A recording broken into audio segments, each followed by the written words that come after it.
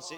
আল্লাহ বলতে আছেন আমার নিকটে পছন্দনীয় ধর্ম, মনোনীত ধর্ম হচ্ছে ইসলাম ধর্ম, আর আমরা এই ইসলাম ধর্মে আমরা দাখিল হয়েছি। রাদারি মিল্লাত ইসলামিয়া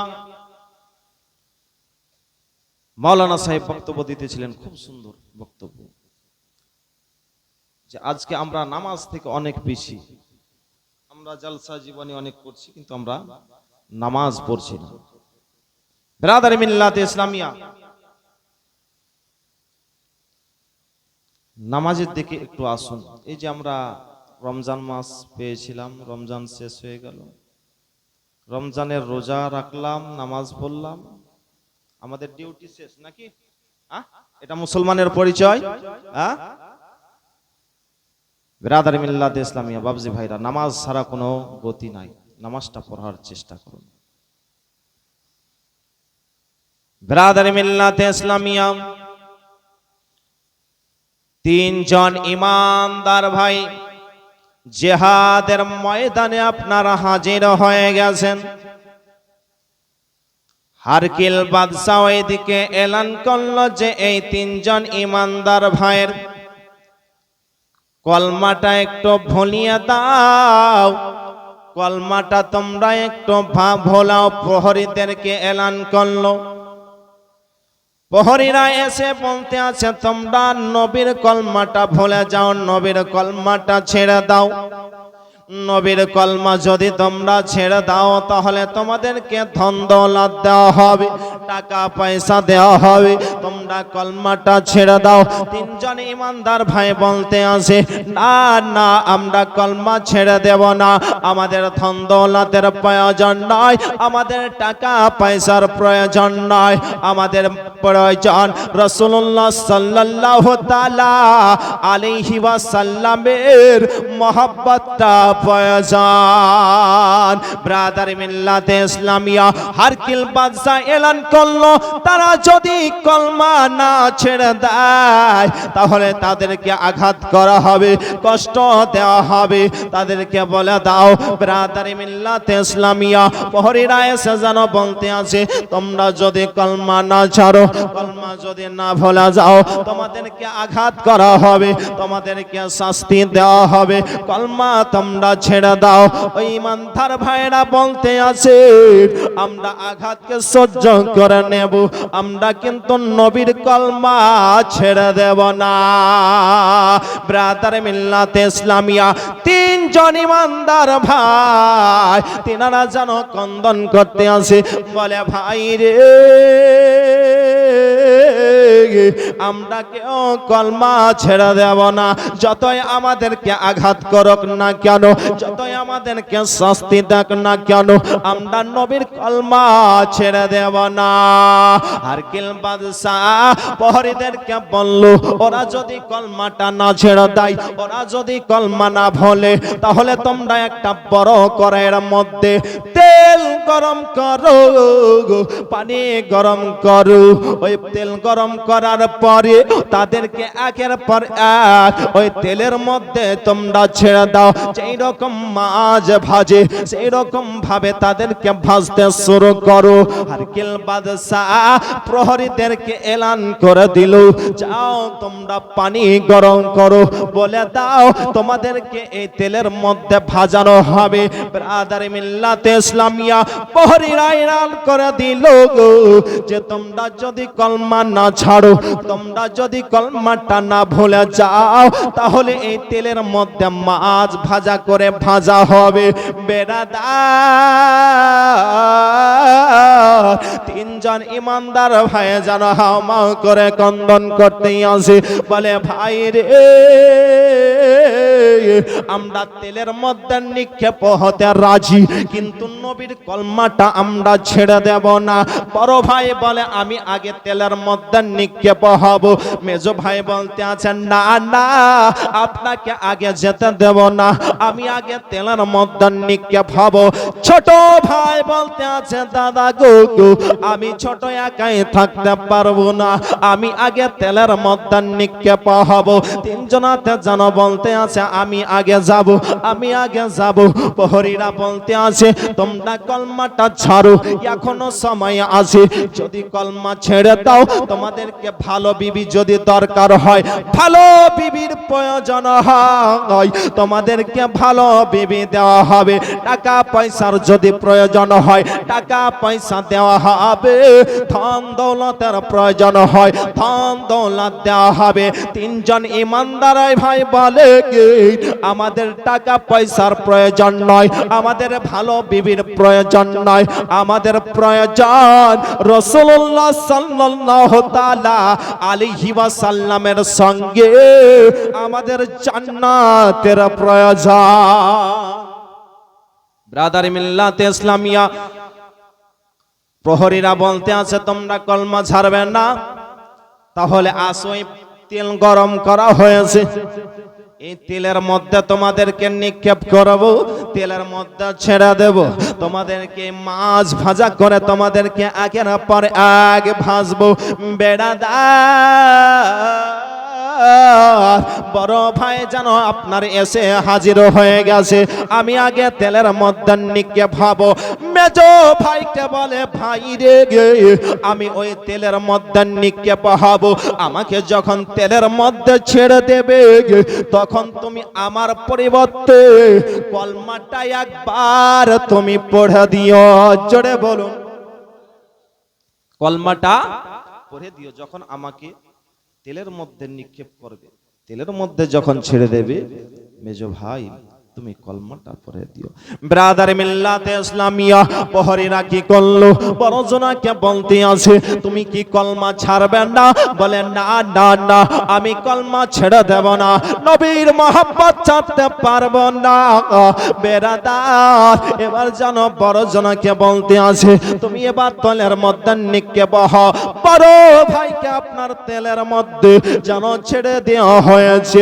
মেজো ভাই পড়ল লা ইলাহা ইল্লাল্লাহু মুহাম্মাদুর রাসূলুল্লাহ সাল্লাল্লাহু তাআলা আলাইহি ওয়াসাল্লাম। বড় ভাইকে আপনার তেলের মধ্যে ছেড়ে দিয়েছে, লাফাতে আরম্ভ করেছে। বেড়াদার ওই তেলের মধ্যে আপনার উত্তপ্ত তেলের মধ্যে আপনার জানো মাছ ভাজা হয়ে আপনার শহীদ বরণ করে গেলেন। বেড়াদার বড় ভাই আপনার শহীদ বরণ করলেন। মেজো জনাকে বলে তুমি কি কলমাটা ছাড়বে? বলো বলো, কলমা যদি ছেড়ে দাও তোমাকে এই তেলের মধ্যে নিক্ষেপ করব না। বলে না না না, আমি নবীর কলমাটা ছাড়তে পারবো না। বেরাদার এবার তাকে বলতে আছে তাহলে তুমি প্রস্তুত হয়ে যাও। মেজো ভাই ছোট ভাইকে বলে ভাই রে, আমি যখন এই তেলের মধ্যে নিক্ষেপ হব তখন তুমি কলমাটা পড়ে দিও। বেড়াদার এবার মেজো ভাইকে আপনার জানো তেলের মধ্যে নিক্ষেপ করা হয়েছে, তেলের মধ্যে আপনার চড়িয়ে দেওয়া হয়েছে গো। ছোট ভাই জানো বলল লা ইলাহা ইল্লাল্লাহু মুহাম্মাদুর রাসূলুল্লাহ। মেজো ভাই আপনার জানো শহীদ বরণ করলেন, মেজো ভাই শহীদ হয়ে গেলেন।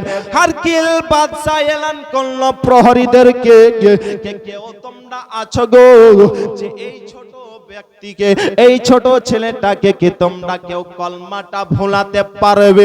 এক প্রহরী বলল হুজুর আমি পারবো, কলমাটা ভোলাতে পারবো। আমার একটা মেয়ে আছে, আমার মেয়েটাকে যদি এক নজর দেখেন নাই তবে এই ইমানদার ছেলেটা আমার মেয়েকে দেখার সঙ্গে সঙ্গে কলমা ভুলে যাবে। ব্রাদার মিল্লাতে ইসলামিয়া বলল যাও তাহলে তুমি তোমার মেয়েটাকে বলো কলমাটা যেন ভুলিয়ে দেয়। ব্রাদার যেন ওই ইমানদার ছেলে আপনার যেন রয়েছেন, ওই সুন্দর মেয়েটাকে যেন এনে রাখা হয়েছে তার সামনে। ব্রাদার একটা ঘরের মধ্যে যেন ওই ইমানদার ছেলেকে আরো সুন্দরী মেয়েকে ঘরের মধ্যে ভরা দিয়েছে।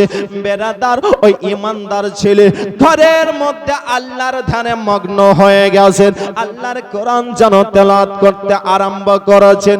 ওই সুন্দরী মেয়েটা ঘরের মধ্যে প্রবেশ করার পরে ওই ইমানদার ভাইয়ের সামনে লাফাকুদা করতে আরম্ভ করেছে যে আমার দিকে যদি একবার তাকিয়ে দেখে কলমাটা ভুলে যাবে, আমার প্রেমে যেন পাগল হয়ে যাবে। বেড়াদার অনেক লাফাকুদা করে গো, তবু ইমানদার ছেলে ওই মেয়েটার দিকে তাকিয়ে দেখে না, ওই মেয়েটার দিকে একটা নজর করে দেখে না। অনেক চেষ্টা করলো মেয়েটা, তবু যেন ইমানদার ছেলেটা তাকিয়ে দেখলো না গো। ওই মেয়েটা ঘর থেকে বের হয়ে আসলো। বাবা বলে বেটি রে কলমাটা কি ভোলাতে পেরেছি? বলে আব্বা গো না না না আমি পারিনি, তবে একটু সময় লাগবে। আবার দ্বিতীয় দিন ঘরের মধ্যে আপনার প্রবেশ করেছে, এটা যেন আপনার লাফাকদা করতে আরম্ভ করেছে। ইমানদার ছেলে আল্লাহর ধ্যানে যেন মগ্ন হয়ে গেছে, কোরআন যেন তেলাওয়াত করতেই আছেন। ইমানদার ছেলে ওই মেয়েটার দিকে এক নজর তাকিয়ে দেখে না, অনেক চেষ্টা করল গো, তবুও যেন আপনার ইমানদার ছেলে মেয়েটার দিকে তাকিয়ে দেখে না। বেড়াদার যারা আল্লাহ এবং আল্লাহর রাসূলকে মহব্বত করে ভালোবাসে, যারা মহব্বত রাখে, সত্যিকারে মহব্বত রাখে, দিল থেকে যারা মহব্বত রাখে, তাদেরকে দুনিয়ার কোনো জিনিস ভালো লাগে না। বেরাদার যেন ঘর থেকে চলে আসলো, আসার পরে বাবা বলতে আছে বেটি রে কলমাটা কি ভোলাতে পেরেছি? বলে আব্বা গো গো একটা সপ্তাহ সময় লাগবে, কলমাটা ভোলাতে পারিনি। আপনি বাদশার কাছে একটা সপ্তাহ টাইম নিয়ে আসেন, একটা সপ্তাহের মধ্যে আমি কলমাটা ভুলিয়ে দেব। আব্বা জান একটা সপ্তাহ টাইম নিয়ে আসেন, একটা সপ্তাহের মধ্যে আমি ওই ছেলেটাকে কলমাটা ভুলিয়ে দেব। প্রহরী আপনার বাদশার কাছে গেল। বাদশা বলে কি খবর, কলমা ভুলাতে পেরেছো? বলে না পারেনি, একটা সপ্তাহ সময় দিন। বলে ঠিক আছে যাও, একটা সপ্তাহ টাইম দেওয়া হলো। বেরাদার এক সপ্তাহ টাইম দেওয়ার পরে আপনারা আবার ওই মেয়েটা আপনার ঘরের মধ্যে প্রবেশ করেছে। ইমানদার ছেলেটা আপনার যেন কোরআন তেলাওয়াত করে আল্লাহর ধ্যানে যেন মগ্ন হয়ে গেছে, নিচে দিকে মুখ করে আল্লাহর জিকির করতে আছে। মেয়েটা সামনে গিয়ে লাফাকোদা করে গো, তবু ইমানদার ছেলে মেয়েটার দিকে এক নজর তাকিয়ে দেখে না। ওই ঘরে যদি আপনি আর আমি থাকতাম তাহলে কি অবস্থা হতো? ব্রাদার মিল্লাতে ইসলামিয়া, ইমানদার ছেলে আল্লাহর ধ্যানে মগ্ন হয়ে আছেন গো। মেয়েটা অনেক চেষ্টা করে কিন্তু কলমাটা ভোলাতে পারে না।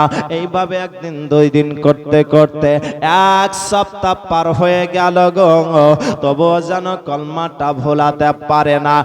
এক সপ্তাহ পার হয়ে গেল, তার বাবা বলতে আছে বেটি রে কলমাটা কি ভোলাতে পেরেছে বল বল।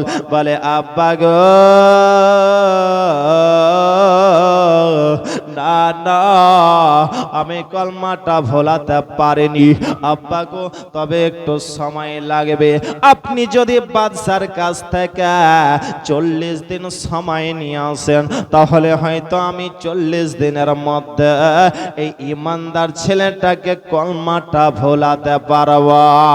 আব্বা আপনি যান বাদশার কাছে, বাদশার কাছে গিয়ে আপনি 40 দিন সময় নিয়ে আসেন। যেন প্রহরী আপনার চলে গেল বাদশার কাছে। বাদশা বলে কি খবর বলো বলো, কলমা কি ভোলাতে পেরেছো গো?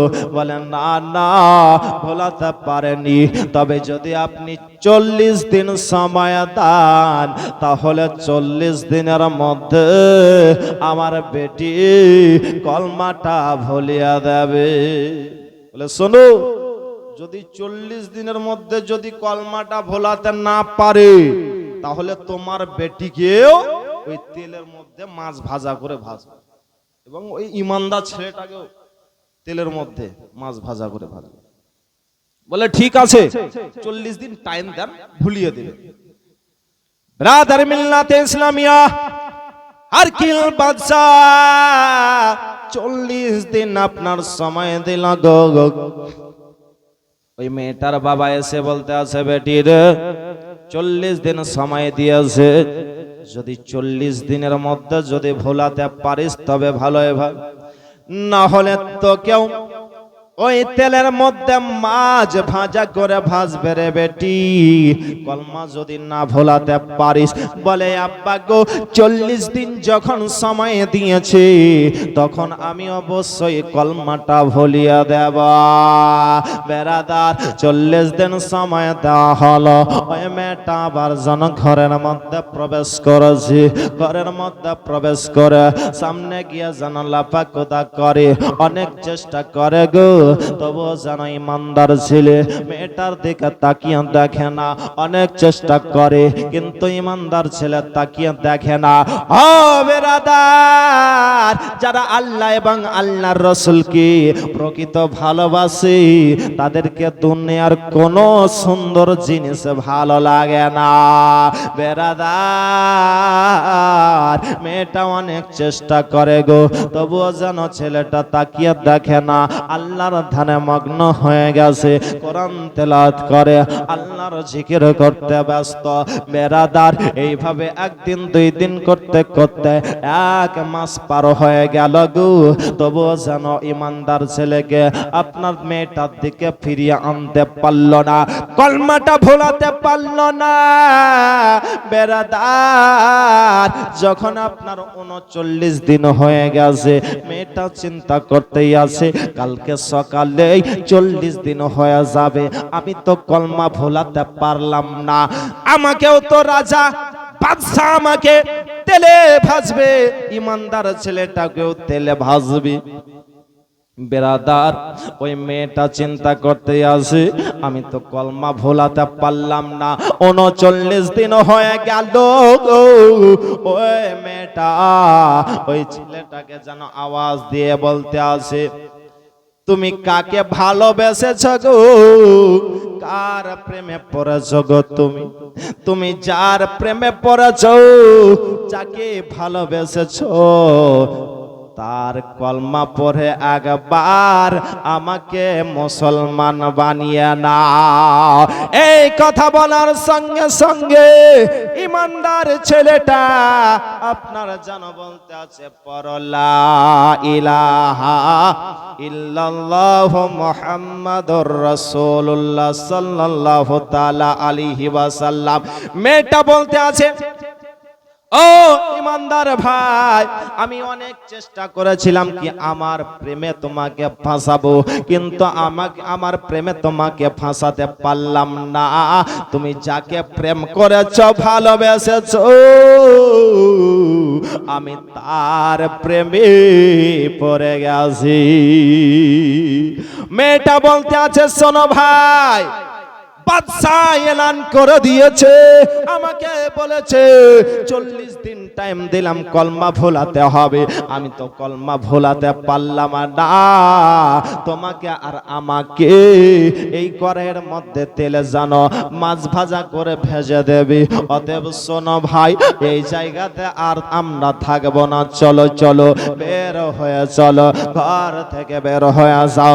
ব্রাদার মিল্লাতে ইসলামিয়া, ওই মেয়েটা ছেলে ঘর থেকে বের হয়ে গেছে গো।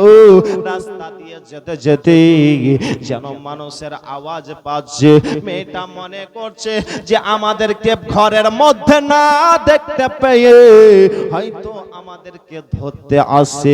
ওই ছেলে আর মেয়ে যেন জঙ্গলের মধ্যে লুকিয়ে গেছে গো। লুকিয়ে যাওয়ার পরে আওয়াজ দিতে আছে, ও ইমানদার ভাই, জঙ্গলের মধ্যে লুকায় না রে ভাই, আজকে তুমি ইমানের পরীক্ষাতে পাস করেছো রে ভাই। ও ভাই, ভাই, আজকে আমরা তোমার বড় আর মেজো ভাই তোমার কাছে এসেছি রে ভাই। তুমি আজকে ইমানের পরীক্ষাতে পাস করেছো রে ভাই। আল্লাহর হুকুম হয়ে গেছে ভাই, আজকে এই মেয়েটার সঙ্গে তোমার বিবাহ করার জন্য এসেছি। জোরে বলুন সুবহানাল্লাহ। আল্লাহ রাব্বুল আলামিন রাজি হয়ে গেছে, খুশি হয়ে গেছে। ও ভাই, তুমি আজকে ঈমানের পরীক্ষাতে পাস করে নিয়ে আসো। ওই কারণে আল্লাহ রাব্বুল আলামিন আমাদের দুই ভাইকে পাঠিয়েছে তোমার সঙ্গে মেয়েটার বিবাহ করার জন্য। ছোট ভাই বলে, দাদা গো, আপনারা তো শহীদ হয়ে গেছেন, আবার কিভাবে আসলেন? বড় ভাই মেজো ভাই বলে, ও ছোট ভাই শোনো রে, যারা আল্লাহর রাস্তায় শহীদ হয়ে যায়, যারা আল্লাহর রাস্তায় নিজের জানকে বিসর্জন দিয়ে দেয়, তারা কখনো মরে না, বরং তারা জীবিত। জোরে বলুন সুবহানাল্লাহ। যারা আল্লাহর রাস্তায় নিজের জানকে বিসর্জন দিয়ে দেয়, তারা মৃত্যু নয়, বরং তিনারা জীবিত। মহাব্বতে বলুন সুবহানাল্লাহ। তিনাদের কেমন ঈমান ছিল, কত ঈমান পোক্তা ছিল, কত মেয়েটা আসলো আর গেল, আসলো আর গেল, তবুও কলমা ভোলাতে পারলো। আর আজকে আমাদের এত ঈমান কমজোরি হয়ে গেছে, আমরা আজকে শুধু গোশ খাওয়া মুসলমান, মুখে মুসলমান, আমাদের কর্মতে নাই। ব্রাদারি মিল্লাত ইসলামিয়া একটু পরিবর্তন হওয়ার চেষ্টা করেন। মনে করেছিলাম বক্তব্য দেব অনেক, কিন্তু টাইম নাই। 12টা পার হয়ে গেছে, আপনাদেরও 12টা বেজে গেছে। একবার দরুদ শরীফ পাঠ করেন, বিরক্ত করব না, কারণ 1 মাস রাত জেগেছেন। এদিকে সকাল থেকে আপনার ভোর থেকে উঠেছেন, গোলাপ আর কি কি পাকিয়েছেন, খাস্তা মাস্তা পাকিয়েছেন, খেস্তে আছেন আপনারা। তো বিরক্ত করব না, একবার দরুদ শরীফ পাঠ করেন। আল্লাহুম্মা সাল্লি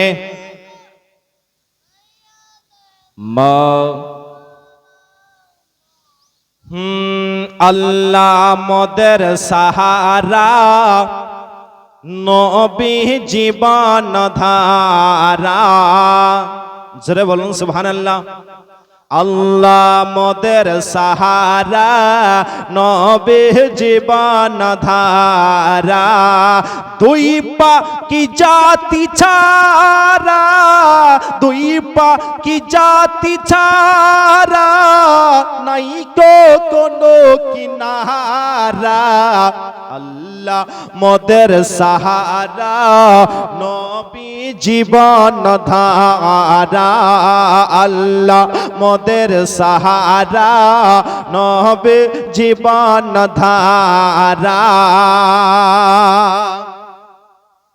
সৃষ্টি করিলেন দুই জাহান, নবীকে করিলেন মহান, নবীকে করিলেন মহান।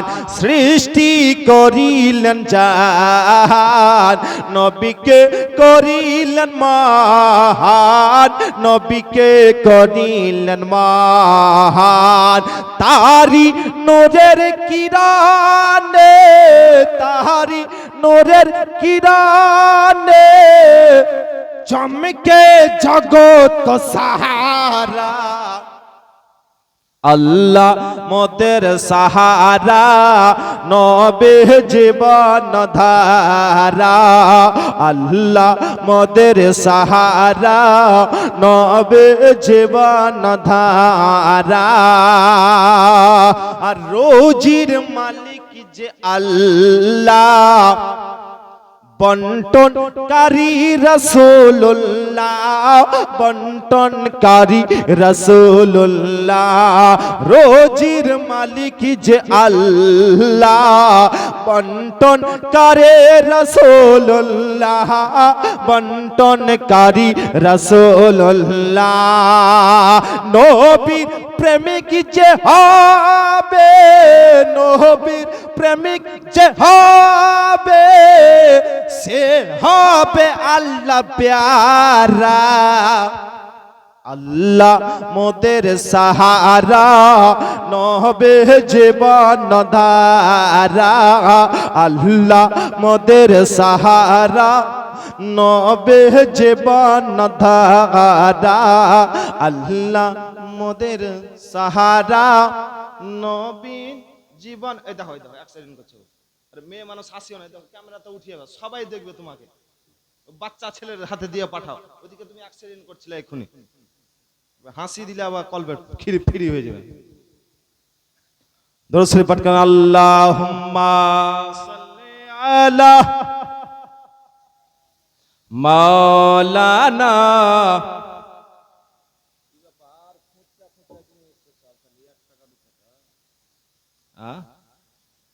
আজকাল আবার মৌলভী সাহেবকে টাকা দিছে, তো যেগুলা বাজারে চলে না ওইগুলা গো, মসজিদে ওইগুলা দিছে, মানে দেখতে পাই না কেউ। তোমরা আল্লাহর চোখে ফাঁকি দিবা। মৌলভী সাহেবকে গজল বলে টাকা দিছে, মৌলভী সাহেব এখানে খুলি দেখবে না। যেগুলো অচল গো, মসজিদে ওইগুলা ছিঁড়া ফাটা, ঝাঁঝরা ফুটা ফুটা, ওই রকম যদি নিয়ত থাকে তাহলে আপনারা দিল ফুটা হয়ে যাবেন, কি পাবেন। মা বোনেরা ভালো, ওই ছিঁড়া নোট দেয় না, ছিঁড়া নোট নাই। আবার কালো কালো ছাই ছাই লাগা থাকছে কেন এইগুলা, কালো কালো কি ব্যাপার, ওইগুলা কেন থাকছে আপনারাই বুঝতে পারবেন। কালি লাগা থাকছে নিচের দিকে, ওগুলা কিছুর ওষুধ হয় মনে হয় নোট নাকি, হয় হয়। ব্রাদার আসুন, রাত অনেক হয়ে গেছে, কটা বাজছে? 12:30। তো জালসা মিলাদ মেহফিল সাজিয়েছেন, ভালো কাজ। তো খরচা তো হচ্ছে না, হয় না? হচ্ছে। তো আপনারা যদি 50-100 করে এই মেহফিলের জন্য, ফাতিহার জন্য অংশগ্রহণ করতে ভালো হবে না?